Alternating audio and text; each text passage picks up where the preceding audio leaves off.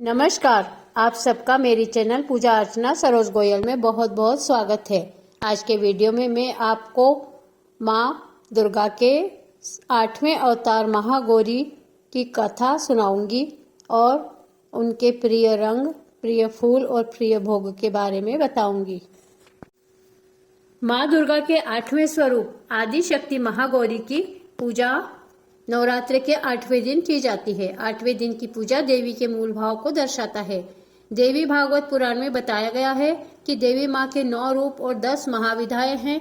सभी आदि शक्ति के अंश और स्वरूप हैं, लेकिन भगवान शिव के साथ उनके अर्धांगिनी के रूप में महागौरी सदैव विराजमान रहती है।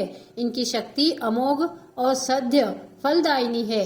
महागौरी की पूजा मात्र से भक्तों के सभी पाप धुल जाते हैं और वह व्यक्ति अक्षय पुण्य का अधिकारी हो जाता है। ज्यादातर घरों में नवरात्र की अष्टमी तिथि के दिन कन्या पूजन किया जाता है। वहीं कुछ लोग नवमी तिथि के दिन भी कन्या पूजन करते हैं। शिव पुराण के अनुसार महागौरी को 8 साल की उम्र में ही अपने पूर्व जन्म की घटनाओं का आभास होने लग गया था। उन्होंने इसी उम्र से ही भगवान शिव को अपना पति मान लिया था और शिव को पति रूप में पाने के लिए तपस्या भी शुरू कर दी थी। इसलिए अष्टमी तिथि को महागौरी के पूजन का विधान है। इस दिन दुर्गा सप्तशती के मध्यम चरित्र का पाठ करना विशेष फलदायी होता है। जो लोग 9 दिन का व्रत नहीं रख पाते हैं, वे पहले और 8वें दिन का व्रत कर पूरे 9 दिन का फल प्राप्त करते हैं। देवी भागवत पुराण के अनुसार देवी पार्वती अपनी तपस्या के दौरान केवल कंदमूल, फल और पत्तों का आहार करती थी। बाद में माता केवल वायु पीकर ही तप करना आरंभ कर दिया था। तपस्या से माता पार्वती को महान गौरव प्राप्त हुआ और इससे उनका नाम महागौरी पड़ा।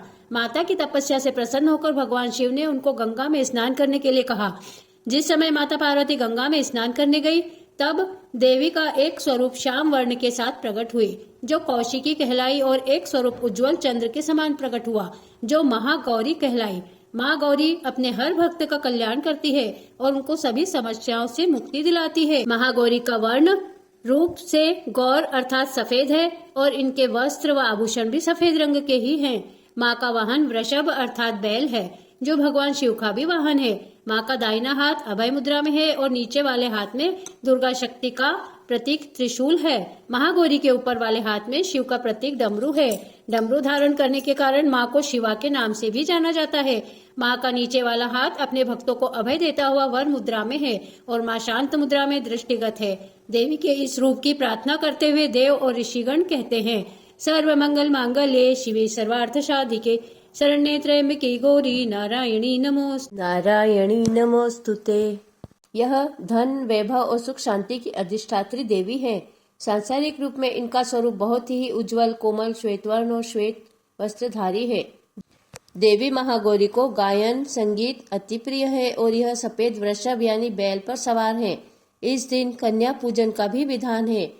सभी लोग कन्या की पूजा करते हैं और उन्हें भोजन कराते हैं। कुछ लोग नवमी के दिन भी कन्या पूजन करते हैं। अष्टमी के दिन कन्या पूजन करना अति श्रेष्ठ है। कन्याओं की संख्या 9 हो तो अति उत्तम है, नहीं तो 2 कन्याओं के साथ भी पूजा की जा सकती है।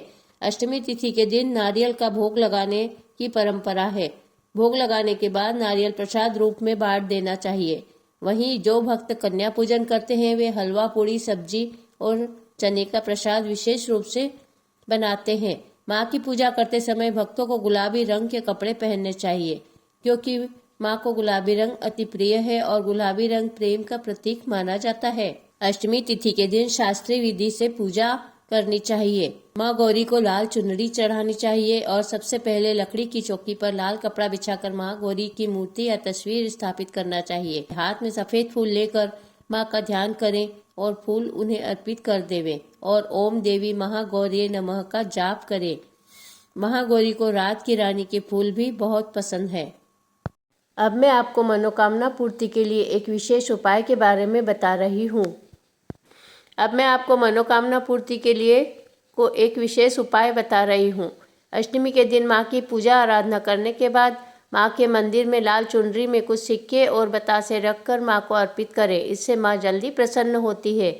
आज के दिन किसी सुहागन महिला को श्रृंगार का सामान भी भेंट करना अति उत्तम माना गया है। लाल चुनरी में सिक्के और बतासे बांधकर माँ को अर्पित करने से माँ शीघ्र ही मनोकामनाएं पूर्ण करती हैं। इस तरह इस महा उपाय को अवश्य करें। इस तरह अष्टमी के दिन महागौरी की पूजा अर्चना करके कन्या भोजन करावे। यह थी महागौरी की पावन कथा। आशा है आपको मेरा वीडियो पसंद आया होगा। चैनल को सब्सक्राइब कीजिए, बेल आइकन को प्रेस कर दीजिए और अधिक से अधिक इस वीडियो को शेयर कीजिए। कमेंट्स बॉक्स में जय माता दी लिखना न भूलें।